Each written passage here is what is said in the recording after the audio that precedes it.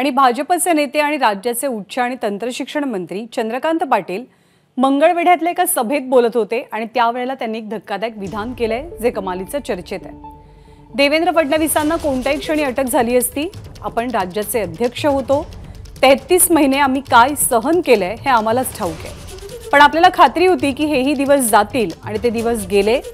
कुणाच्याही ध्यानीमनी नसताना एकनाथ शिंदे राज्याचे मुख्यमंत्री झाले, या आशयाचं वक्तव्य चंद्रकांत पाटलांनी केलंय।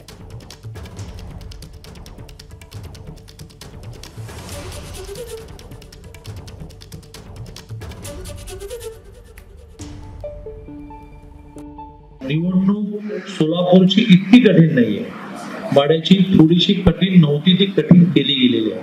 पण मी तुला एक सांगतो, आज प्रभू रामचंद्राच्या रामनवमीच्या निमित्ताने तुम्हाला सांगतो की हे कार्य ईश्वरी कार्य आणि ईश्वराला त्याची काळजी आहे, तो त्याचा बॅलन्स करत असतो। सरकार गेलं, मी राज्याचा अध्यक्ष होतो, 33 महिने काय सहन केलं आम्हाला माहिती आहे।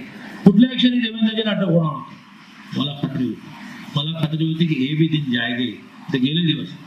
कोणाच्या ध्यानीमनी नसताना एकनाथजी मुख्यमंत्री झाले, त्यामुळे या कामाची चिंता परमेश्वराला आहे।